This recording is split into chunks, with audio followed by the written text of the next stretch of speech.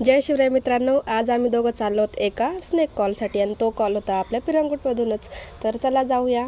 गेल्यानंतर तिथे गर्दी होती खूपच आणि नंतर खूपच वाढली। गेल्यावर गाडी वगैरे लावली, त्यांनी दाखवला की साप कुठे होता काय नाही। त्यांनी व्हिडिओ पण काढून ठेवला होता आम्हाला दाखवण्यासाठी कोणता साप होता यासाठी। तर तिथे नंतर बघितला साप सापडला नाही। त्यांनी खूप शोधायचा प्रयत्न केला। नंतर साप बाहेर येण्यासाठी त्यांनी हा दूर पण लावून ठेवला होता की म्हणजे त्याच्यामुळे साप बाहेर निघाला त्यासाठी। तर त्याच ठिकाणी आम्ही 3 वेळा जाऊन आलो। 3 वेळा साप बाहेर येत नव्हता आणि ॲक्च्युली झालं असं होतं की एक तिथं जीप होती, ती किती वर्ष झाले की तिथंच होती, म्हणजे एक पिढी तरी त्यात गेली।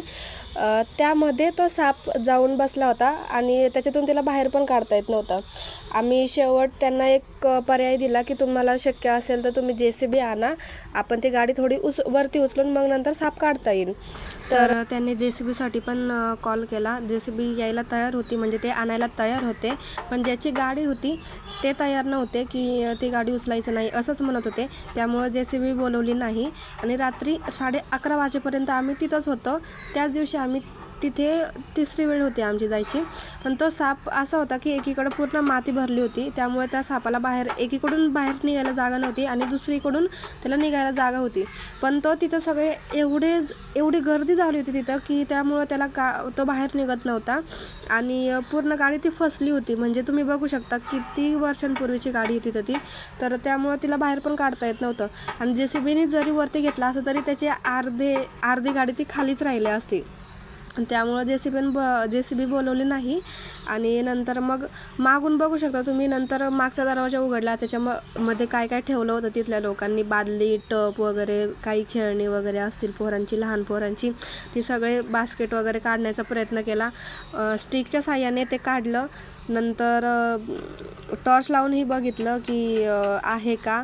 मग सगळे एक साहित्य काढू लागलो, कारण तिथं घराच्या आसपास खूप घरं होती आणि ज्या घराच्या समोरच हे होतं तिथं पण लहान पोरं होती, त्यामुळे त्यांना जास्त चिंता होती। आणि तिथे कोणता साप होता हे बघायचं असेल तर व्हिडिओ शेवटपर्यंत बघा। त्या जीपमधलं एक सगळं सामान आम्ही काढून घेतलं आणि पूर्ण जीप रिकामी केली आणि ती जीप खूप वर्षांपूर्वीपासून तिथं होती, त्यामुळे त्या गाडीचे पुढचे दरवाजे होते तेही उघडत नव्हते काहीच, त्यामुळे तिथून साप बाहेर काढणं अशक्यच होतं।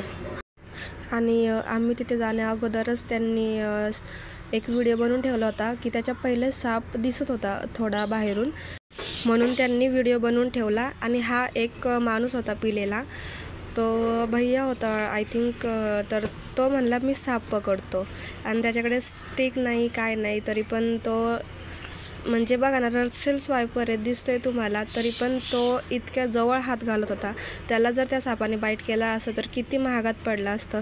तर प्लीज कोणी ड्रिंक करून वगैरे आल्यावर असं खूप मी धाडसी आहे खूप असं दाखवण्याचा प्रयत्न करतो, तर तसं करून मी खूप धाडसी आहे असं दाखवायचा प्रयत्न करतात, पण तसं करू नका।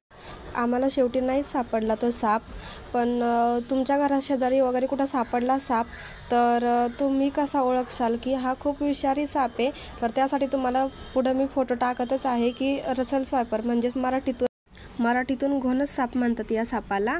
तर असा साप जर तुम्हाला कुठे दिसला तर त्याच्या जवळही जायचा प्रयत्न करू नका। तुमच्या जवळच्या सर्पमित्राला कॉल करा, तो तुमच्यासाठी लगेच अवेलेबल होतो। असेच नवीन स्नेक रेस्क्यू व्हिडिओ बघण्यासाठी आपल्या YouTube चॅनलला सबस्क्राईब करा आणि Insta ID ला नक्की फॉलो करा। Bye bye, take care.